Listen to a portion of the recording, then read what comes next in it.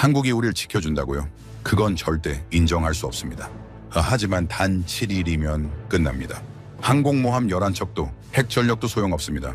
단 하나의 선택이 내려지는 순간 미국의 군사, 산업, 안보 체계가 연쇄적으로 흔들립니다. 적은 멀리 있지 않았습니다. 오히려 가장 가까운 동맹이 변수였습니다. 미국을 무너뜨릴 수 있는 유일한 나라. 왜 초강 대국이 유독 한국 앞에서만 조심스러워질까요? 그 비밀을 지금부터 파헤쳐 보겠습니다. 영상을 시청하신 후 마음에 드신다면 좋아요와 구독 버튼을 꼭 눌러주세요. 여러분의 관심이 저에겐 큰 힘이 됩니다. 그럼 바로 시작하겠습니다. 미국은 베네수엘라 대통령 마두로를 힘으로 제압해 체포했습니다. 이란의 최고 지도자 하메네이 같은 인물도 제거할 수 있는 나라죠. 지구 반대편 권력자의 생사까지 결정하는 힘. 국제적인 비난 따위는 신경 쓰지 않습니다. 그게 바로 미국이라는 나라죠. 그런데 그런 미국이 절대 건드리지 않는 나라가 있습니다. 아니, 건드리지 못한다고 하는 게 더 정확할 겁니다. 오히려 눈치를 보는 나라가 하나 있죠. 저는 스탠퍼드대 국제안보전략연구소 교수 데이비드 해밀턴입니다. 미 국방부 전략기획국에서 18년을 근무했고 인도태평양 사령부 전략분석관을 거쳐 백악관 국가안보회의 자문위원까지 지냈습니다. 오늘 이 강의에서 제가 여러분께 드릴 이야기는 제가 현직에 있을 때 직접 목격한 것들에 관한 겁니다. 미국의 힘을 군사력으로만 이해하는 분들이 많습니다. 틀린 말은 아니에요. 항모전단, 특수부대, 위성, 정보기관, 원하는 타이밍에 원하는 곳을 누를 수 있는 나라가 미국이니까요. 그런데 오늘은 그 군사력 이야기가 아닙니다. 그 군사력조차 한순간에 멈춰버릴 수 있는 구조에 대해 이야기할 겁니다. 제가 국방부에 있을 때 워싱턴에서는 주기적으로 국가 취약성 분석 작업을 진행했었습니다. 미국의 국가 기능을 회복 불가능하게 만들 수 있는 시나리오들을 설계하고 그 허점을 찾아내는 작업이었죠. 저는 그 분석팀에 직접 참여했었습니다. 백악관 지하, 방폭문이 닫히고 손목에서 시계가 느껴질 정도로 공기가 차가운 공간이었습니다. 벽면엔 에너지, 통신, 군수, 금융 지표들이 붉은 점으로 박혀 있었고 장군들은 말을 아꼈으며 민간 담당자들은 숫자를 더듬고 있었죠. 그 자리에서 분명히 느꼈습니다. 회의실에 침묵이 깔릴 때는 좋은 소식이 아니라는 걸 거기 있던 사람들 모두가 알고 있었다는 걸요. 여기서 몇몇 학생들이 몸을 앞으로 당기는 게 보였습니다. 백악관 지하라는 말이 나오자 강의실 공기가 달라졌죠. 시나리오는 3개였습니다. 첫 번째는 중국이었습니다. 대만 봉쇄, 해상 봉쇄, 공급망 타격을 가정했죠. 항만이 막히고 공장이 멈추고 주가가 급락합니다. 고통스럽습니다. 하지만 대체선이 있었어요. 남미, 호주, 동남아로 재편하면 시간은 걸려도 미국은 살아남습니다. 결론은 명확했죠. 미국은 생존한다. 두 번째는 러시아였습니다. 해적 케이블 절단, 에너지 차단, 유럽 동맹 흔들기였죠. 통신이 지연되고 금융이 흔들리지만 미국은 에너지 자립 상태였고 백업망이 있었으며 군 통신 대체 체계도 갖춰져 있었습니다. 유럽이 더 크게 다치는 시나리오였죠. 결론은 역시 같았습니다. 혼란은 오지만 미국은 버틴다. 그 순간 분석실에 묘한 공기가 흘렀습니다. 역시 미국이라는 안도감이었죠. 바로 그 자만이 세 번째 시나리오를 더 무겁게 만들었습니다. 세 번째를 꺼내기 전에 제가 먼저 말했습니다. 여러분은 이걸 듣고 처음엔 웃을 겁니다. 그 자리의 장군들도 그랬으니까요. 세 번째 시나리오엔 미사일이 없었습니다. 사이버 공격도 없었고 무력 충돌도 없었어요. 단지 발표 한 줄이었습니다. 대한민국이 협력을 중단한다. 그게 전부였습니다. 결과는 그래프가 붉게 바뀌는 형태가 아니었습니다. 문장 하나로 끝났죠. 7일 내 국가 기능 전면 마비. 앞줄에 앉은 군 출신 학생 하나가 팔짱을 풀었습니다. 뒤쪽에 앉아있던 학생 하나가 노트북 타이핑을 멈췄죠. 이건 전쟁이 아닙니다. 심장 정지입니다.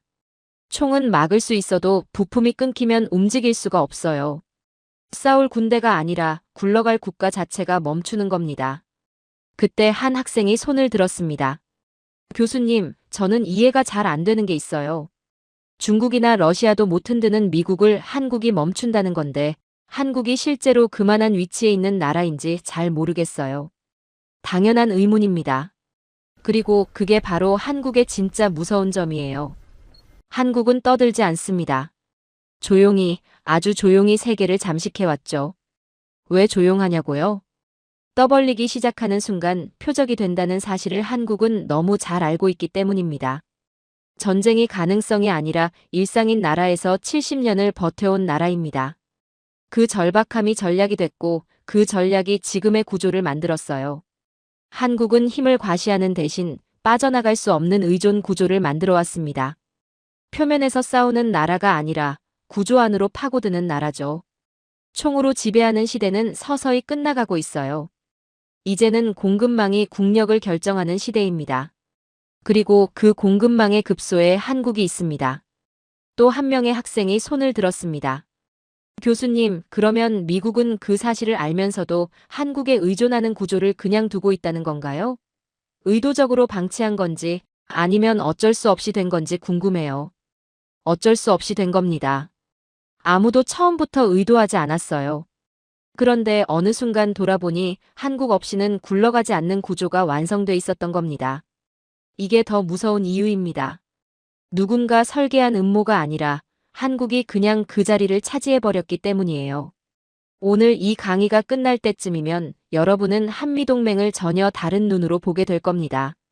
미국이 한국을 지켜주는 게 아니라 미국이 한국을 잃을 수 없어서 붙잡고 있다는 사실을요. 동맹은 보통 우리가 지켜준다는 언어로 설명됩니다. 하지만 어떤 동맹은 우리가 없으면 너희가 멈춘다는 언어로 설명되죠. 대한민국이 지금 그 위치에 있습니다. 그럼 질문은 하나입니다. 한국은 정확히 무엇을 쥐고 있기에 미국이 7일 만에 멈추는가? 지금부터 그 급소들을 하나씩 해부하겠습니다. 패권은 돈으로 유지되는 것 같지만 실제로는 지도에서 유지됩니다. 그리고 미국의 지도에서 가장 비싼 좌표가 어디냐고 물으면 저는 주저없이 한반도라고 답하죠. 많은 분들이 한미동맹을 이렇게 이해합니다. 미국이 한국을 지켜준다. 틀렸습니다. 정확하게는 이렇게 봐야 해요. 한국이 미국을 지켜주고 있습니다. 오늘 이 사실을 지도 위에서 증명하겠습니다. 화면을 보시죠. 지도가 뜨자 강의실 분위기가 달라졌습니다. 조금 전까지 시스템과 공급망 이야기를 듣던 학생들의 눈빛이 군사작전을 읽는 눈빛으로 바뀌었죠. 포인터로 한반도를 짚겠습니다. 그 다음 일본 열도, 대만, 괌, 하와이 순으로 찍어보죠. 보이십니까? 이 선이 바로 미국이 태평양에서 유지하는 전진 방어선입니다. 그런데 이 선에서 한반도가 빠지면 어떻게 되는지 아십니까? 선이 뒤로 밀립니다. 한 칸이 아니에요.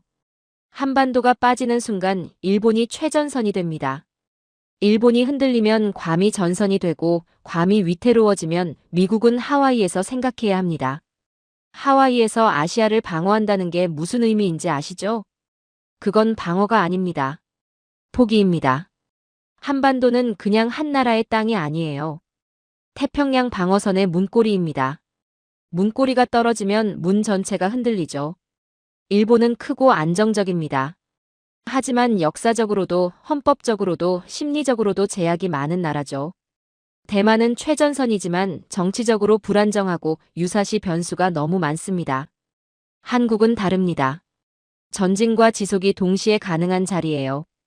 70년째 전선을 지켜온 나라가 한국이니까요. 그 자리의 가치는 돈으로 환산이 안 됩니다. 미국이 태평양에서 앞으로 버틸 수 있게 하는 마지막 버팀목이 한국이죠. 이제 지도를 좀 더 확대하겠습니다. 평택입니다. 전쟁은 명령으로 하는 게 아닙니다. 연료가 있어야 하고 탄약이 있어야 하고 정비가 돼야 하고 병력이 움직일 수 있어야 전쟁을 할 수 있죠. 평택에는 활주로가 있습니다. 항만과 부두가 연결돼 있고 도로와 철도가 뻗어 있으며 사령부 기능과 병참 기능이 한 덩어리로 굴러가는 구조입니다. 평택은 미군이 위기 때 모이는 곳이 아니에요. 버티는 곳입니다. 모이는 기지는 잃어도 재건할 수 있습니다. 하지만 버티는 기지를 잃으면 즉각 대응 능력 자체가 사라지죠. 평택이 없으면 미국은 즉각 대응이 아니라 늦은 대응으로 떨어집니다. 늦은 대응은 패권이 아니에요. 사후 수습입니다. 패권은 먼저 도착하는 쪽이 유지하는 겁니다. 자, 이제 눈 이야기를 해야 합니다.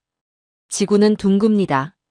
이 단순한 사실이 미국 방어망의 치명적인 약점이에요. 미국 본토나 괌에 있는 레이더는 중국이나 북한에서 발사된 미사일이 대기권 밖으로 높이 솟아오를 때까지 포착할 수 없습니다. 지구 공률이 시야를 가리기 때문이죠. 이미 늦은 겁니다. 그런데 한국은 적의 발사대와 가장 가까운 곳에 있습니다. 미사일이 지면을 박차고 오르는 상승 단계, 발사 후 불과 10초 안에 궤적을 계산할 수 있는 전략 거점이 한국이에요. 전 세계에서 이게 가능한 미군 거점은 한국뿐입니다. 워싱턴의 요격 시스템이 뭔가 날아온다고 인지했을 때는 이미 늦었습니다. 한국 성주의 레이더가 실시간으로 데이터를 쏘아주지 않으면 미국의 수조 원짜리 방어망은 허공에 주먹질을 하는 꼴이에요. 경북 성주에 배치된 사드 레이더 이야기입니다. 많은 분들이 성주 사드를 경상도를 지키는 방어 장비로 알고 있죠. 틀렸습니다. 거기 장착된 레이더는 전진 배치 모드일 때 탐지 거리가 수천 킬로미터에 달합니다. 이 레이더는 중국 심장부의 이동식 발사대가 움직이는 것까지 포착합니다. 즉, 중국이 핵미사일을 쏘려고 준비하는 단계부터 백악관은 한국을 통해 생중계를 받는 겁니다. 중국이 가장 두려워하는 것은 한국의 무력이 아니에요. 자신들의 안방을 24시간 들여다보는 한국의 눈입니다. 한국이 이 눈을 감는 날, 미국의 대중국 봉쇄망은 그 즉시 붕괴하죠. 여기서 한 학생이 손을 들었습니다. 교수님, 그러면 한국이 미국한테 엄청난 걸 제공하고 있는 건데, 미국이 한국을 지켜준다는 표현 자체가 잘못된 거 아닌가요? 정확히 보셨습니다. 한국이 미국한테 주는 게 훨씬 많습니다. 한국의 그린파인 레이더와 이지스함의 탄도탄 추적 능력은 미 해군조차 경탄하는 수준이에요. 미 우주군은 한국 공군으로부터 받는 실시간 데이터를 바탕으로 전 지구적 핵 감시망을 완성합니다. 미국 우주군의 최첨단 기술도 한국 지상 레이더의 지원이 없으면 반쪽짜리예요. 미국 패권의 상징인 우주군마저 한국 지상 기지에 목줄이 잡혀있는 셈이죠. 그런데도 세상은 미국이 한국을 지켜준다고 말합니다. 안개가 껴도 비가 와도 한겨울 눈보라가 몰아쳐도 산 위의 센서는 24시간 돌아가고 있어요. 뉴스에는 나오지 않습니다. 조용히 회전하는 레이더를 카메라가 찍어줄 리 없으니까요. 하지만 전쟁이 나면 그 조용한 회전이 나라의 생사를 가릅니다. 눈이 없는 강대국은 주먹만 센 맹수입니다. 맹수는 위협적이지만 방향을 잃으면 스스로 다칩니다. 한국은 그 맹수의 눈이에요. 그리고 맹수는 자기 눈을 잃지 않으려 합니다. 전쟁이 가능성이 아니라 일상인 나라, 휴전선에서 불과 몇십 킬로미터 떨어진 곳에 수도가 있는 나라가 70년을 버텨오면서 익힌 생존 감각이죠. 소리보다 기능을 믿고 과시보다 구조를 만드는 겁니다. 그게 진짜 강자의 습관이에요. 자, 결론을 내겠습니다. 한국이 중립을 선언하는 순간 미국은 선택해야 합니다. 전진을 유지할 것인가, 후퇴해서 방어선부터 지킬 것인가. 포인터를 다시 보시죠. 한반도에서 시작해서 일본, 괌, 하와이 방향으로 뒤로 끌어당깁니다. 보이십니까? 이게 한국을 잃었을 때 미국의 방어선이 움직이는 방향입니다. 한 발 물러나는 게 아니에요.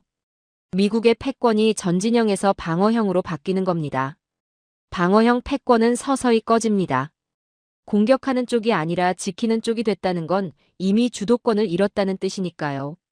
한국을 잃는다는 건 미군이 한 발 물러나는 게 아닙니다. 미국의 눈이 꺼지고 심장이 뒤로 밀리고 패권이 수축하기 시작하는 겁니다. 그런데 지도만 급소가 아닙니다. 다음은 더 잔인한 이야기예요. 바다입니다. 세계 최강 해군의 왕관인 항공모함, 그 항모가 실제로 굴러가려면 무엇이 필요한지 그 이야기를 지금부터 하겠습니다. 항공모함 사진을 보시죠. 핵추진 항공모함입니다. 길이 330m, 항공기 80대 이상 탑재, 승조원 5,000명. 미국이 세계 어딘가에 이걸 보내면 그 나라 지도자는 밤잠을 설칩니다. 그게 미국의 힘이죠. 그런데 오늘 저는 이 왕관 뒤에 숨겨진 이야기를 해야 합니다. 왕관은 번쩍입니다. 하지만 왕관을 올려놓는 왕자가 흔들리고 있어요. 세계 최강 해군의 가장 큰 적은 중국이 아닐 수 있습니다. 녹슨 도크, 늙은 크레인, 사라진 용접공이죠. 함정은 일정 기간 운용하면 무조건 정비로 들어가야 합니다. 전투함이든 항모든 예외가 없어요. 그런데 지금 미국 해군의 정비 대기줄이 길어지고 있습니다. 부품 조달이 지연되고 숙련된 용접공과 기술자들은 고령화로 줄어들고 있죠. 배는 있는데 그 배를 고칠 손이 없는 겁니다. 이게 단순한 산업 문제가 아니에요. 정비 기간이 늘어나면 전개 가능한 함정 수가 급감합니다. 전쟁이 터지기도 전에 이미 가용 전력이 줄어들어 있다는 뜻이죠. 전투는 한밤중에 시작되지만 정비는 수년 전부터 막힙니다. 중국은 지금 군함을 찍어내고 있습니다. 2년마다 항모 한 척씩 진수하는 나라가 중국이에요. 반면 미국은 군함을 기다리죠. 정비 슬롯을 기다리고 부품을 기다리고 기술자를 기다립니다. 군에 있던 분들은 압니다. 정비가 밀린다는 게 무슨 의미인지요. 그럼 미국은 이 문제를 어떻게 해결하려 했는가? 여기서 충격적인 장면이 등장합니다. 2024년 카를로스 델 토로 미 해군성 장관이 직접 한국을 찾아왔습니다. 현대중공업과 하나오션을 직접 방문한 거죠. 그 자리에서 델 토로 장관이 뭐라고 했는지 아십니까? 마인드 블로잉. 기가 막혀서 말이 안 나온다는 겁니다. 세계 최강 해군의 장관이 한국 조선소 앞에서 넋이 나간 거예요. 왜냐고요? 미국에서는 함정 한 척 수리에 몇 년씩 걸립니다. 그런데 한국 조선소에서는 거대한 유조선과 컨테이너선이 며칠마다 한 척씩 쏟아져 나오고 있었던 거죠. 델 토로 장관은 귀국 후 미 의회에서 이렇게 보고했습니다. 우리는 한국의 실력을 배워야 합니다. 세계 최강 해군 장관이 한국 조선소에 와서 제발 우리 배 좀 고쳐달라고 읍소하는 광경, 70년 전엔 상상이나 할 수 있었겠습니까? 그리고 실제로 그 일이 벌어졌습니다. 2024년 8월 미 해군 군수지원함 월리 쉬라호가 정비를 위해 한국 땅을 밟았습니다. 비영어권 국가로서는 최초로 미 군함이 해외에서 정비를 받은 사건이었죠. 한국 엔지니어들이 그 배를 어떻게 돌려보냈는지 아십니까? 미군이 예상한 기간보다 훨씬 빠르게 새 배보다 더 깨끗한 상태로 수리를 마쳤습니다. 미군 검수관들이 배에 올라타 보고 이렇게 말했습니다. 이건 수리가 아니라 재창조 수준이다. 미국 본토에서 고치면 1년 걸릴 배를 한국은 단 몇 달 만에 완벽하게 끝낸 겁니다. 이제 미국 해군에게 한국 조선소는 단순한 정비소가 아니에요. 침몰해가는 함대를 살려내는 심폐소생실입니다. 그런데 더 충격적인 이야기가 있습니다. 미국은 1920년부터 존스법이라는 철칙을 지켜왔습니다. 미국 배는 미국에서만 만들어야 한다는 원칙이죠. 100년 넘게 예외가 없었던 법입니다. 그런데 지금 미국 정계에서 한국에서 미국 군함을 직접 건조하게 하자는 법안이 논의되고 있습니다. 100년 넘게 지켜온 빗장을 스스로 풀어서라도 한국의 건조 능력을 빌리려는 거예요. 미국이 한국을 단순한 우방을 넘어 미국 해군력의 외주 공장으로 인정했다는 뜻이죠. 미국이 100년 넘게 지켜온 금기를 깨고 한국에게 우리 배 좀 만들어달라고 손을 내미는 순간 전 세계 해상 패권의 무게추는 이미 대한민국으로 기울어진 겁니다. 그때 스마트해 보이는 한 학생이 손을 들었습니다. 교수님, 미국이 진짜로 자존심을 버리고 한국한테 군함 정비를 맡기겠습니까? 실제로 될 거라고 보시는 건가요? 이미 됐습니다. 월리 쉬라호가 한국에서 정비를 받고 돌아간 게 2024년이에요. 자존심과 생존이 충돌할 때 강대국은 생존을 택하죠. 이건 제 의견이 아니라 역사가 증명하는 사실입니다. 영국이 2차 대전 때 미국의 손을 내밀었을 때도 자존심이 없어서가 아니었습니다. 생존이 더 중요했기 때문이었죠. 지금 미국 해군이 처한 상황이 바로 그겁니다. 배가 바다에 떠 있어야 패권이 유지됩니다. 도크가 비어 있으면 항모는 사진 속 왕관일 뿐이에요. 미국 해군 내부에서도 이미 두 목소리가 충돌하고 있습니다. 해군 전통을 지켜야 한다는 쪽과 현실을 직시해야 한다는 쪽이죠. 그 논쟁에서 지금 현실파가 이기고 있습니다. 숫자가 냉혹하게 말해주고 있으니까요. 한국 조선소의 도크 하나에는 항공모함을 통째로 집어넣고도 공간이 남습니다. 거대한 크레인이 국가의 팔처럼 움직이고 야간 조명 아래에서도 용접 불꽃이 쉬지 않고 튀죠. 낮이고 밤이고 공정이 끊기지 않습니다. 미국은 설계를 잘하죠. 세계 최고 수준의 설계 능력을 가진 나라입니다. 하지만 빨리 만들고 크게 만들고 제대로 고치는 능력은 전혀 다른 이야기예요. 한국 조선업은 수십 년간 세계 시장에서 단련됐습니다. 혹독한 납기 경쟁, 기술 경쟁 속에서 살아남은 산업이죠. 절박함이 기술이 됐고 기술이 쌓여 지금의 능력이 만들어진 겁니다. 도크는 강철로 만든 구덩이가 아니에요. 전쟁이 나면 함대의 폐를 대신해 숨쉬게 하는 기관입니다. 함대가 싸우려면 정비가 돼야 하고 정비가 되려면 도크가 있어야 하고 도크가 돌아가려면 그걸 운영하는 손기술과 납기 시스템이 있어야 하죠. 한국은 그 세 가지를 동시에 가진 나라입니다. 한국은 단순히 배를 만드는 나라가 아니에요. 죽은 배도 살리는 나라가 됐습니다. 이제 미국의 태평양 함대는 한국의 도크가 멈추는 순간 바다 위에서 꼼짝달싹 못하는 거대한 고철 덩어리가 될 운명입니다. 미국 해군은 바다를 지배하죠. 하지만 그 바다에 다시 나가게 해주는 문은 한국 도크가 쥐기 시작했습니다. 그런데 바다는 철로 움직이지만 지금 전쟁은 철만으로는 안 됩니다. 드론이 날고 위성이 보고 AI가 판단을 보조하죠.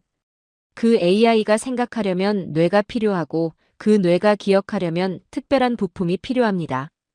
그런데 그 AI가 멈추면 어떻게 되는지 아십니까? 가장 비싼 무기가 한순간에 멍청해집니다. 지금 전쟁은 탱크 숫자로 결정되지 않아요. 철과 석유의 시대는 끝났습니다. 지금은 칩과 데이터의 시대죠. 그리고 그 시대의 탄약고를 한국이 쥐고 있습니다. AI를 이렇게 생각해 보시죠. 두뇌가 있습니다. 연산을 담당하는 프로세서, 미국이 설계하는 GPU가 두뇌입니다. 그런데 두뇌가 아무리 뛰어나도 기억이 없으면 아무것도 못합니다. 어제 뭘 했는지, 지금 뭘 보고 있는지, 다음에 뭘 해야 하는지 그 모든 걸 저장하는 기억장치가 없으면 두뇌는 그냥 빈 껍데기예요. AI 시대의 기억장치가 바로 HBM입니다. 고대 역폭 메모리, 쉽게 말하면 AI의 단기 기억을 담당하는 핵심 부품이죠. AI 전쟁에서 HBM은 총알입니다. 총알이 떨어지면 총은 고철이에요. AI도 마찬가지입니다. HBM이 없으면 엔비디아의 수천만 원짜리 GPU도 미국이 수조 원을 쏟아부은 데이터 센터도 그냥 전기 먹는 고철 덩어리가 되는 거죠. 그럼 그 HBM을 누가 만드느냐? 삼성과 SK 하이닉스입니다. 이 두 이름이 AI 시대에 숨을 쥐고 있어요. 전 세계 HBM 시장에서 한국 기업들이 차지하는 비중이 어느 정도인지 아십니까? 90%가 넘습니다. 독점이라고 봐도 무방한 수준이죠. 한국이 스위치를 쥐고 있다는 게 이런 겁니다. 그런데 왜 한국만 가능한가? 이게 핵심입니다. HBM 공장을 짓는 데는 얼마가 드는지 아십니까? 수십조 원입니다. 그럼 미국이 돈을 쏟아부으면 되지 않느냐고요? 공장은 돈으로 짓습니다. 하지만 클린룸 안에서 벌어지는 일은 돈으로 살 수가 없어요. 먼지 한 톨도 허용하지 않는 하얀 세계, 방진복을 입고 공기압을 통제하고 미세 진동까지 잡아내며 수백 개의 공정을 순서대로 돌리는 그 감각, 그게 축적되는 데는 한 세대가 걸립니다. 수율이라는 개념이 있습니다. 100개를 만들었을 때 몇 개가 정상으로 나오느냐는 비율이죠. 반도체 공장에서 수율 1% 차이는 수천억 원의 이익 차이입니다.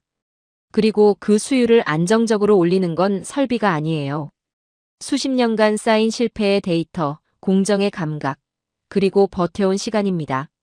한국은 전쟁의 공포를 공정의 집요함으로 바꾼 나라입니다. 절박함이 산업의 근육이 됐죠. 성장이 아니라 생존이 이 산업을 만든 겁니다. 자, 이제 다른 나라들과 비교해 보겠습니다. 미국은 어떻습니까? AI 알고리즘, 소프트웨어, 플랫폼, GPU 설계까지 세계 최강이에요. 하지만 그 GPU 안에 들어가는 HBM을 대량으로 안정 생산하는 능력은 없습니다. 장군이 아무리 뛰어나도 탄약이 없으면 끝나죠. 일본은 어떻습니까? 소재와 정밀 공정 분야에서 전통을 가진 나라입니다.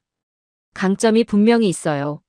하지만 일본은 의사결정이 느리고 라인 전환 속도가 느리고 규모를 빠르게 키우는데 한계가 있습니다. 일본은 완벽을 추구하다가 뒤처집니다. 하지만 전쟁은 느린 완벽을 기다려주지 않아요. 유럽은 어떻습니까?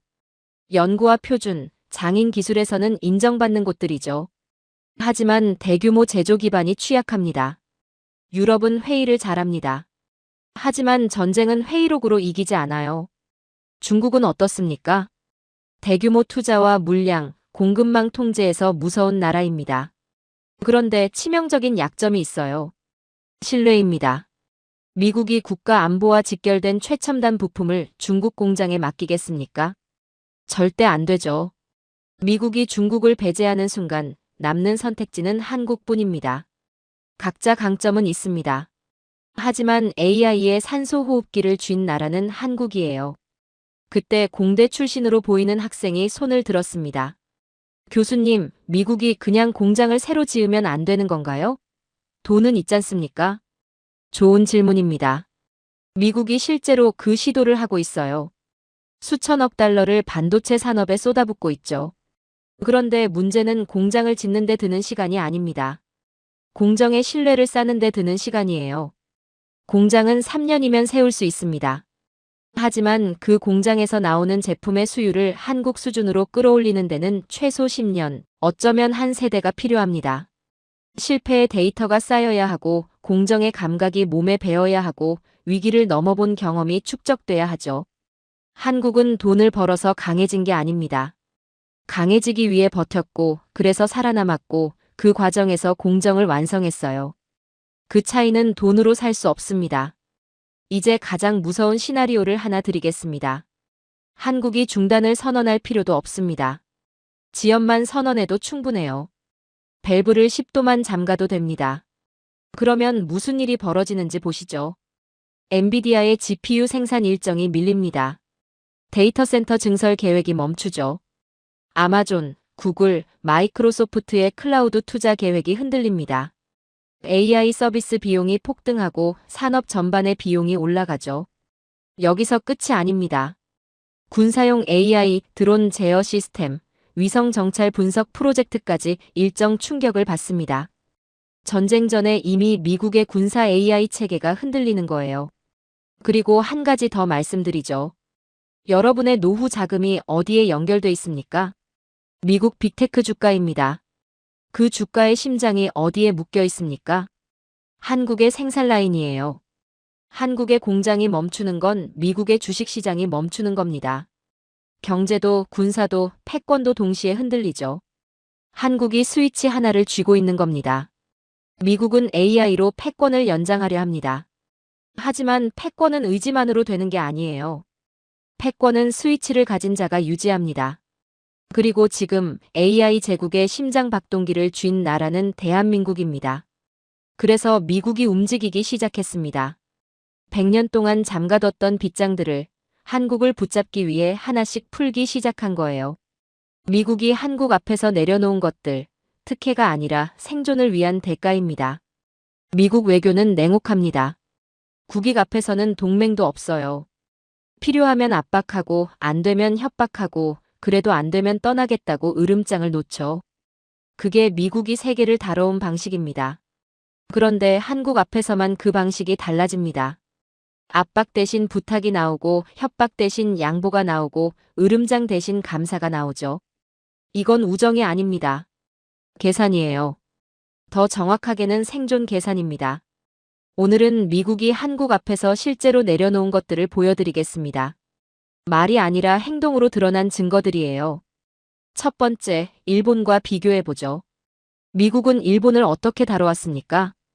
2차 대전 이후 일본은 미국의 가장 충성스러운 동맹입니다. 경제적으로 협력하고 군사적으로 의지하고 외교적으로 보조를 맞춰왔죠. 그런데 미국은 그 충성스러운 일본에게 늘 보이지 않는 고삐를 채워왔습니다. 공격용 무기의 사거리, 전략 자율성, 독자적인 군사 행동 능력, 이런 것들에는 늘 제한이 걸려 있었어요. 일본이 아무리 로비를 해도 미국은 일본을 잠재적 리스크로 관리해왔죠. 충성은 인정하지만 완전한 자유는 주지 않는다는 원칙이었습니다. 그런데 한국에게는 어떻게 했습니까? 42년 동안 한국의 미사일에는 족쇄가 채워져 있었어요. 사거리 제한, 탄두 중량 제한, 미국의 허락 없이는 더 강한 미사일을 만들 수 없는 구조였죠. 그런데 2021년 미국이 그 족쇄를 완전히 풀었습니다. 42년 동안 채워둔 고삐를 한국 앞에서 스스로 풀어버린 거예요. 이제 한국은 자체 판단으로 더 멀리, 더 강하게, 더 크게 설계할 수 있는 길이 열렸습니다. 미국은 일본에게는 감시의 동맹을 적용했습니다. 그런데 한국에게는 자율의 동맹을 열어줬어요. 왜 그랬을까요? 고삐가 풀린 맹수는 위험합니다. 그런데 미국이 그 위험을 감수했어요. 왜냐하면 그 맹수가 돌아서는 순간 미국이 더 위험해지니까요. 전쟁을 실제로 겪고 매일 전쟁을 준비하는 나라에게 미국은 결국 결정권의 일부를 넘겨줄 수밖에 없었던 겁니다. 두 번째, 독일과 비교해보죠. 미국이 독일을 대하는 언어가 있습니다. 안보 무임승차, 돈 더 내라, 안 그러면 철수한다. 나토 방위비 문제가 불거질 때마다 미국이 독일에게 하는 말이에요. 동맹을 비용으로 보는 냉혹한 언어죠. 그런데 한국에게는 그 언어가 나오지 않습니다. 왜냐고요? 평택을 보시죠. 세계에서 손꼽히는 규모의 해외 미군 기지가 한반도에 자리 잡고 있습니다. 그리고 그 기지를 짓고 운영하는데 한국이 막대한 비용을 부담해왔어요. 단순히 돈 문제가 아닙니다. 한국은 미국이 가장 필요로 하는 자리에 가장 필요로 하는 인프라를 스스로 만들어줬어요. 다른 나라에는 미국이 떠나겠다고 협박합니다. 하지만 한국은 반대로 미국이 붙잡고 있는 나라죠. 지구상에서 이런 동맹은 흔치 않습니다. 독일은 미국이 지켜주는 동맹으로 남았습니다. 한국은 미국이 머물러야 하는 동맹이 됐어요. 그 차이가 얼마나 큰지 아십니까? 지켜주는 동맹은 언제든 버릴 수 있습니다. 하지만 머물러야 하는 동맹은 버릴 수 없어요. 세 번째, 유럽 전체와 비교해보죠. 전쟁이 실제로 벌어졌을 때 유럽의 민낯이 드러났습니다. 재고가 없었어요. 생산 라인은 돌아가지 않았고 납기는 1년에서 2년이었으며 지원하고 싶지만 없다는 말이 반복됐습니다. 서류상 강대국들이 실전 앞에서 손을 놓은 거죠. 미국도 당황했습니다. 세계 최강이라는 나라도 전시 재고에 쫓기는 상황이 됐어요. 동맹국 앞에서 체면이 구겨지는 순간이었죠. 그때 한국이 움직였습니다. 대량 비축, 상시 생산, 납기 시스템, 이 세 가지가 동시에 작동했어요. 필요하면 지금 가져가라는 형태였습니다. 그때 한 학생이 손을 들었습니다. 교수님, 한국이 포탄을 그렇게 많이 비축하고 있었다는 게 사실인가요? 사실입니다. 한국은 휴전국이에요. 전쟁이 내일 다시 시작될 수 있다는 전제로 70년을 살아온 나라입니다. 비축은 선택이 아니라 생존의 조건이었죠. 유럽은 전쟁이 끝났다고 믿고 공장을 잠재웠습니다. 한국은 전쟁이 끝나지 않았다는 사실을 알고 공장을 계속 돌렸어요. 전쟁은 명분으로 치르지 않습니다. 포탄으로 치르죠. 그 포탄이 한국 땅에서 나온다는 사실이 지금 세계 질서를 바꾸고 있습니다. 유럽은 명분을 말했지만 한국은 물량을 보냈어요. 네 번째, 대만과 비교해보죠. 대만에게 미국이 하는 말이 있습니다. 공장을 미국으로 옮겨라. 유사시 시설을 파괴할 수 있다. 보호처럼 들리지만 실제로는 통제에 가까운 언어입니다. 대만의 반도체 기술이 중국 손에 넘어가는 걸 막겠다는 거죠. 그런데 한국 기업인들을 대하는 미국의 태도는 완전히 다릅니다. 초청하고 감사를 표하고 투자를 부탁합니다.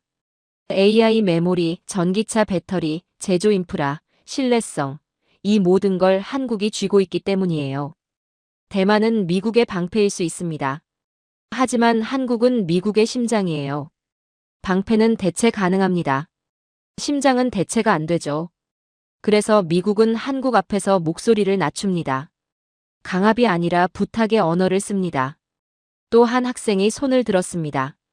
교수님, 그러면 한국이 미국한테 뭔가 더 요구할 수도 있다는 말인가요? 이미 요구하고 있고 이미 받아내고 있습니다.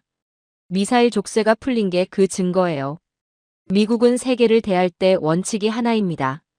국익 우선이에요. 그런데 한국 앞에서만 그 원칙이 예외처럼 보이는 순간이 반복됩니다. 예외가 한 번이면 실수입니다. 예외가 두 번이면 우연이에요. 하지만 예외가 계속 반복되면 그건 예외가 아니라 구조입니다. 미국이 한국을 특별 대우하는 게 아닙니다. 한국이 미국 패권에 급소이기 때문에 미국이 스스로 자세를 낮추는 거예요. 특혜가 아닙니다. 생존을 위한 대가입니다. 그런데 이 모든 힘은 어디서 왔을까요? 하루아침에 생긴 게 아닙니다.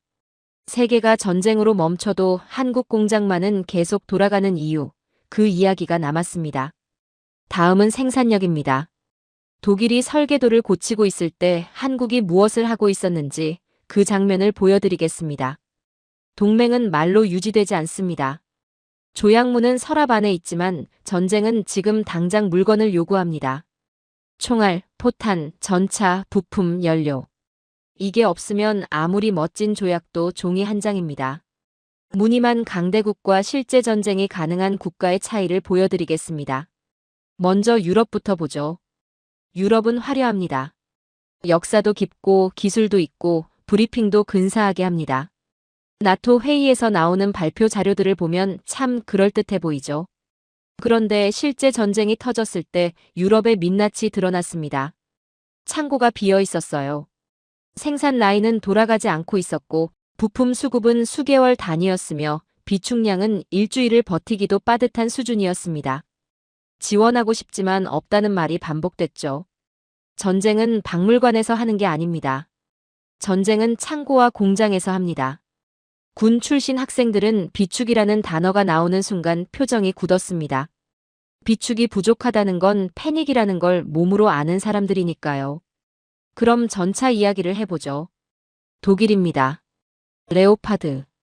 독일 전차는 한때 세계 전차의 교과서였어요. 2차 대전의 기억, 냉전의 기억, 그 모든 시대에서 독일 전차는 유럽 방어의 상징이었습니다. 전차하면 독일, 그게 상식이었죠. 그런데 전쟁이 실제로 벌어지고 폴란드가 손을 내밀었을 때 무슨 일이 벌어졌는지 아십니까? 독일에 주문을 넣었더니 돌아온 대답이 이겁니다. 인도까지 최소 5년. 5년입니다. 전쟁터는 달력으로 버티지 않아요. 5년 뒤 도착하는 전차는 전쟁이 끝난 뒤 사진 속에서나 볼 수 있는 전차입니다. 그때 폴란드는 한국에 연락했습니다. K2 흑표입니다. 계약 체결 후 단 4개월 만에 초도 물량이 폴란드 항구에 도착했습니다. 독일이 5년을 이야기할 때 한국은 4개월 만에 전차를 실어보낸 거예요. 폴란드 군인들이 항구에서 K2를 처음 봤을 때의 표정이 어땠는지 아십니까? 믿을 수 없다는 표정이었습니다. 진짜로 왔다는 거죠. 독일이 장인정신이라는 말로 설계도를 만지고 있을 때 한국은 출고를 찍습니다. 전차 왕좌는 성능이 아니라 도착 시간이 결정해요. 그리고 그 왕좌는 이미 바뀌고 있습니다. 영국과 프랑스도 보죠. 발표 자료는 언제나 화려합니다. 전투기 스펙, 전차 성능, 미사일 사거리, 숫자만 보면 무서운 나라들이에요. 그런데 실제 전쟁이 터지자 비축량이 얼마나 됩니까? 공장 라인은 돌아갑니까? 부품이 있습니까? 없습니다. 공장은 잠들어 있고 비축은 얇고 부품이 없으면 수리도 멈춥니다. 유럽은 전쟁을 설명할 수는 있어요. 하지만 전쟁을 공급하지는 못합니다. 그들이 카탈로그를 보여줄 때 한국은 실물을 전장에 뿌립니다. K9 자주포입니다. 24시간 라인이 돌아가며 쏟아지는 화력이에요. 전시장 조명 아래 서 있는 무기와 전장 먼지 속에서 굴러가는 무기는 완전히 다릅니다. 한국 무기는 후자입니다. 그때 한 학생이 손을 들었습니다. 교수님, 미국은 어떤가요? 미국도 탄약이 부족한 상황이 됐다는 게 사실인가요? 사실입니다. 세계 최강국도 포탄 생산 증설에는 수년이 걸립니다. 전선이 길어지고 소모가 빨라지면 재고가 바닥나요. 여기저기서 끌어모으는 상황이 됩니다. 그 공백을 메운 나라가 한국이에요. 단일 국가 비축량이 360만 발을 넘습니다. 필요하면 지금 당장 공급 가능한 나라가 한국이죠. 미국이 자유진영의 머리라면 한국은 그 머리가 싸울 수 있게 해주는 근육과 탄약입니다. 머리만 있고 근육이 없으면 어떻게 됩니까? 아무것도 못합니다. 자유세계는 누가 더 빨리 채우느냐로 살아남습니다. 그걸 해낼 수 있는 나라가 지금은 한국뿐이에요. 그런데 여기서 한 가지 질문이 생깁니다. 왜 한국만 이게 됩니까? 왜 유럽은 안 되고 미국도 어렵고 한국만 되는 겁니까? 답은 간단합니다. 한국은 전쟁이 가능성이 아니라 상태인 나라이기 때문이에요. 휴전국입니다. 정전협정이 체결됐을 뿐 전쟁은 끝나지 않았습니다. 그 사실이 70년 동안 한국의 공장을 잠들지 못하게 했어요.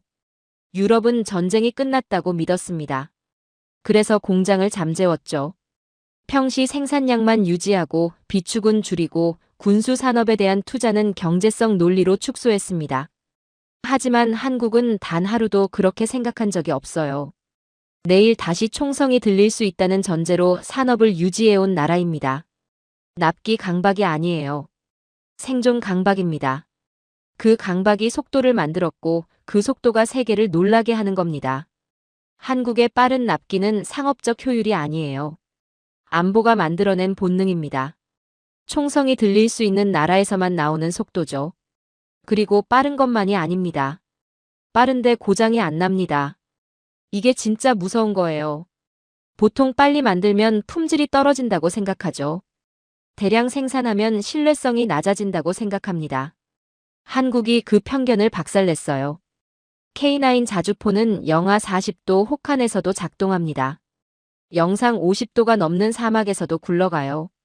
연속 사격을 반복해도 고장률이 경쟁국 무기와 비교가 안 될 정도로 낮습니다. 전쟁터에서 실제로 쓰면서 데이터가 쌓였기 때문이에요. 한국의 무기는 스펙으로 말하지 않습니다. 운용 데이터로 말하죠. 전쟁은 시험장이 아니라 현실입니다.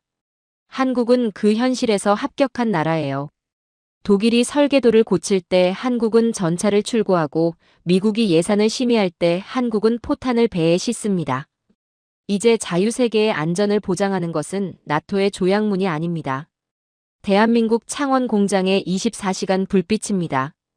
그 불빛이 꺼지는 날 자유세계의 전선도 꺼집니다.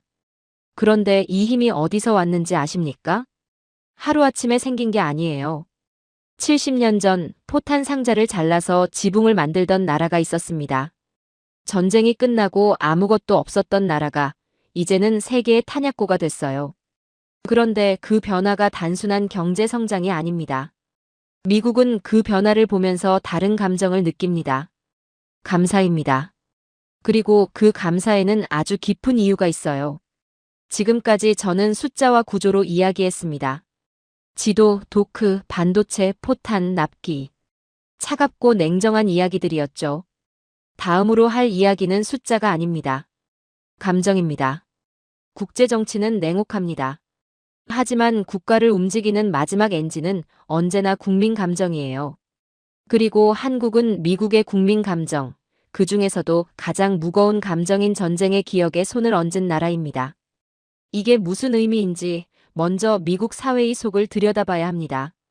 미국은 전 세계에 돈과 피를 뿌렸습니다. 20세기 이후 미국이 개입한 전쟁과 분쟁이 얼마나 됩니까? 셀 수가 없을 정도예요. 그런데 그 전쟁들이 끝나고 나면 공통적으로 남는 감정이 있습니다. 허무입니다. 우리가 거길 왜 갔지?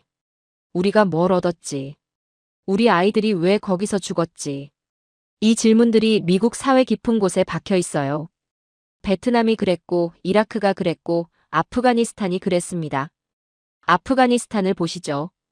20년 동안 2조 달러를 쏟아붓고 수천 명의 젊은이들이 그 땅에서 목숨을 잃었어요. 그런데 미국이 철수하는 순간 카불 공항에서 무슨 장면이 벌어졌습니까? 사람들이 이륙하는 비행기 바퀴에 매달렸습니다. 20년이 무너지는데 단 며칠이 걸렸어요. 그 장면을 본 미국의 참전 용사들, 유가족들이 어떤 감정을 느꼈을지 아십니까? 우리 아이가 왜 거기서 죽었나? 그 질문에 아무도 답을 못했습니다. 그런데 한국은 달랐습니다. 미국이 가장 두려워하는 질문, 그 희생이 헛되지 않았나에 정면으로 답해준 유일한 나라가 한국이에요. 70년 전 폐허였습니다. 전쟁이 핥히고 간 땅, 아무것도 없었던 나라가 지금 어떻게 됐습니까? 세계 10위권 경제대국이 됐습니다. 민주주의가 뿌리를 내렸고 자유가 살아있고 국민이 번영하고 있어요. 미국이 전쟁에서 얻고 싶었던 정답 그 자체입니다. 희생이 투자로 바뀐 유일한 사례죠. 이제 워싱턴 이야기를 해야 합니다. 한국전 참전용사 기념공원에 추모의 벽이 세워졌습니다. 한국 전쟁에서 전사하거나 실종된 미군 3만 6천여 명의 이름이 새겨진 벽이에요. 이 벽이 세워지기까지 오랜 시간이 걸렸습니다. 예산이 없어서가 아니었어요. 무관심과 행정지연 속에서 계속 미뤄졌던 일이었죠. 그런데 한국이 움직였습니다. 한국 정부와 기업, 그리고 사람들이 정성으로 밀어붙였어요. 완공식 날 그 벽 앞에 노병들이 모였습니다. 허리가 굽은 노인들이었어요. 70년 전 20도 안 된 나이에 낯선 땅에서 총을 들었던 사람들이죠. 어떤 노병은 벽 앞에 서서 한참 동안 말을 잃었습니다. 손가락 끝이 벽면을 더듬다가 한 이름 앞에서 멈췄어요. 그 이름이 전우인지 형제인지 함께 참호를 지켰던 누군가인지 저는 모릅니다. 하지만 그 표정이 모든 걸 말해줬습니다. 작은 손주가 할아버지 옆에 서서 이름을 한 글자씩 읽어드렸습니다. 할아버지는 그걸 들으며 고개를 숙였어요. 누군가는 이름 옆에 작은 꽃을 올렸고 누군가는 군번줄 모양의 펜던트를 손에 쥔 채 오랫동안 서 있었습니다. 그 순간만큼은 패권도, 중국도, 러시아도 사라지고 젊은 시절 전쟁만 남았습니다. 이 벽은 돌이 아닙니다. 미국의 양심이 기대는 증거예요. 그리고 그 증거를 세운 나라가 한국입니다. 한국은 빚을 갚듯이 예우한 게 아니에요. 그건 계산으로는 설명이 안 됩니다. 한국은 국가의 기억을 지킨 거예요. 그럼 다른 나라들은 어떻습니까? 프랑스를 보시죠. 미국은 2차 대전 때 프랑스를 해방시켰습니다. 노르망디 해변에서 수만 명이 죽었어요. 그런데 프랑스는 어떻게 했습니까? 미국을 견제하는 카드로 반미 정서를 활용했습니다. 정치적으로 필요할 때마다 미국의 등을 돌렸죠. 미국인들 사이에 깔린 감정이 있습니다. 도와줘도 소용없다. 결국 우리를 싫어한다. 그 허무가 쌓여 있어요. 한국은 정반대입니다. 나라가 잘 살게 될수록 참전용사 예우가 더 커졌어요. 잘 살게 됐으면 잊어버릴 법도 한데 더 기억합니다. 그게 미국인들에게 충격이에요. 미국에게 한국은 도움의 결과물이 아닙니다. 미국의 희생이 옳았다는 걸 매년 증명하는 살아있는 훈장이에요. 중동 부국들과도 비교해보죠. 사우디아라비아 같은 나라들은 미국과 어떤 관계입니까? 돈으로 무기를 사고 돈으로 보호를 삽니다. 관계는 계약이에요. 감정이 없습니다. 미국 젊은이가 그 땅에서 죽어도 그건 거래의 일부일 뿐이죠. 한국은 다릅니다. 자유와 민주라는 가치를 함께 지켜온 나라예요. 거기에 지금은 미국의 산업과 일자리에도 실질적으로 기여하고 있죠. 돈은 계약을 만들지만 피는 가족을 만듭니다. 한국은 미국이 가족이라고 말해도 이상하지 않은 몇 안 되는 동맹이에요. 그리고 한 가지 장면을 더 드리겠습니다. 코로나 팬데믹이 한창이던 시절입니다. 미국 전역의 양로원에 고령의 참전 용사들이 갇혀 있었어요. 마스크가 부족해서 면회도 안 됐고 외부 지원도 끊겼습니다. 그때 한국에서 상자들이 도착했습니다. 그 상자를 열면 마스크가 들어 있었어요. 그리고 거기에 적힌 문구가 있었습니다. 70년 전 당신들의 헌신을 기억합니다. 늙고 주름진 손이 그 마스크를 꺼냈습니다. 그 문구를 읽고 눈물을 흘린 노병들이 있었어요. 이건 물자가 아닙니다. 기억의 배송이에요. 한국은 기술도 보내지만 마음도 보냅니다. 그게 미국인들을 무너뜨리죠. 어떤 로비도 어떤 외교적 수사도 이 장면을 만들 수 없습니다. 그래서 미국 정치인들은 한국에 대해 함부로 말하지 못합니다. 한국을 건드리는 순간 참전용사 여론이 움직이거든요. 그건 표입니다. 미국 정치에서 가장 무서운 여론이죠. 이제 결론을 내겠습니다. 미국은 전 세계에 돈과 피를 뿌렸습니다. 하지만 오직 대한민국만이 그 희생을 영광으로 바꿔줬어요. 이제 미국인들에게 한국은 단순한 우방이 아닙니다. 미국의 정의가 틀리지 않았음을 증명해주는 유일한 증거입니다. 전략으로 맺어진 동맹은 전략이 바뀌면 끊깁니다. 하지만 피와 기억으로 맺어진 동맹은 끊을 수가 없어요. 한국과 미국의 동맹은 지금 그 단계에 있습니다. 그리고 이제 마지막 질문이 남았습니다. 이 모든 걸 쥔 동맹의 주인은 누구인가? 미국이 한국을 붙잡는 건가? 아니면 한국이 미국을 붙잡는 건가? 오늘 이 강의에서 저는 여러분께 많은 이야기를 했습니다. 지도, 도크, 반도체, 포탄, 그리고 피와 기억. 차가운 숫자도 있었고 뜨거운 감정도 있었죠. 이제 마지막입니다. 동맹의 본질은 좋아함이 아닙니다. 동맹의 본질은 서로의 급소를 함께 쥐는 구조예요. 그리고 지금 그 구조가 바뀌었습니다. 동맹의 주인은 급소를 가진 쪽입니다. 강의실이 조용해졌습니다. 앞줄 군 출신 학생들은 이 문장의 군사적 무게를 즉각 읽었을 거예요. 중간에 앉은 공대, 컴공 학생들은 반도체와 AI의 구조를 떠올렸을 겁니다. 뒤쪽 월가와 정책 전공 학생들은 이미 계산기를 두드리고 있겠죠. 각자의 언어로 같은 결론에 도달하고 있는 겁니다. 자, 오늘 우리가 살펴본 것들을 하나씩 다시 찍어보겠습니다. 첫 번째 자리입니다. 한국이 흔들리면 미국의 전진선은 일본으로 밀리고 괌으로 밀리고 결국 하와이에서 아시아를 바라봐야 합니다. 하와이에서 아시아를 방어하는 건 방어가 아니에요. 포기입니다. 두 번째 손입니다. 미국 해군의 왕관은 항모지만 그 항모를 다시 바다로 내보내는 왕좌인 도크의 문이 한국으로 향하고 있습니다. 미 해군 장관이 한국 조선소 앞에서 기가 막힌다고 했던 그 장면, 그게 지금 현실이에요. 세 번째, 뇌의 연료입니다. AI 제국의 기억장치가 한국 생산라인에 묶인 순간 실리콘밸리는 스스로도 패권이 아니라 의존임을 인정해야 합니다. 삼성과 SK하이닉스, 이 두 이름이 AI 시대에 숨을 쥐고 있어요. 네 번째, 근육입니다. 전쟁은 조약문이 아니라 물량으로 합니다. 독일이 5년을 이야기할 때 한국은 4개월 만에 전차를 출고했어요. 나토의 체면을 한국 공장의 불빛이 지키고 있습니다. 다섯 번째, 양심입니다.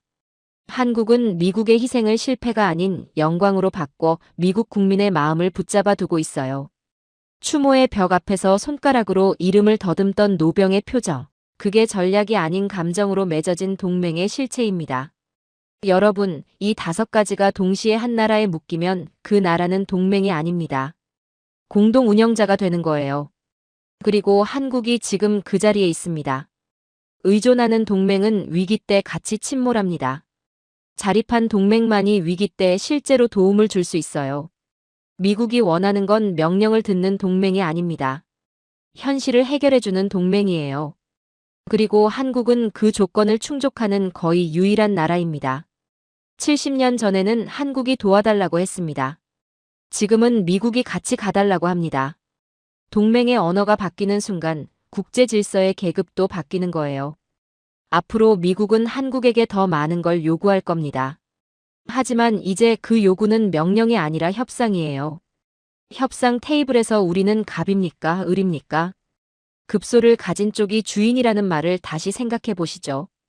그때 한 학생이 손을 들었습니다. 교수님, 그러면 한국이 마음을 바꾸면 미국이 정말 위험해진다는 뜻인가요? 한국이 그런 선택을 할 수도 있는 건가요?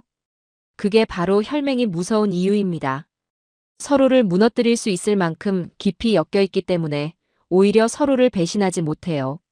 한국이 미국의 도크를 살리고 AI를 살리고 양심을 살린 것처럼 미국도 한국의 생존 구조를 지켜야 합니다. 이건 종속이 아니에요.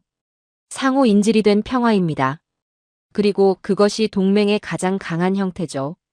총으로 맺어진 동맹은 총이 사라지면 끊깁니다. 돈으로 맺어진 동맹은 돈이 마르면 끊기죠. 하지만 급소와 급소가 서로를 쥔 동맹, 피와 기억과 산업이 한 몸처럼 엮인 동맹은 끊을 수가 없습니다. 그게 지금 한미동맹의 실체예요.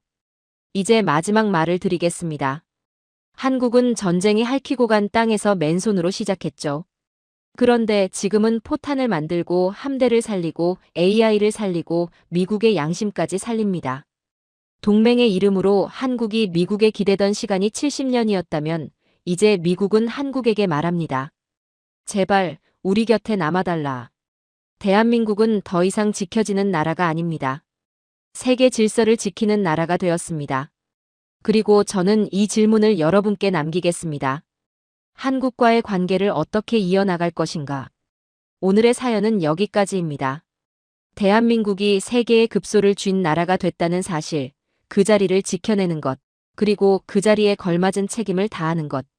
그게 이 시대를 살아가는 우리가 다음 세대에게 줄 수 있는 가장 큰 유산입니다. 힘은 과시할 때가 아니라 필요할 때 드러납니다. 한국은 그 방식을 알고 있습니다. 조용히 준비하고 결정적 순간에 움직이는 나라. 그래서 세계는 한국을 무시하지 못합니다.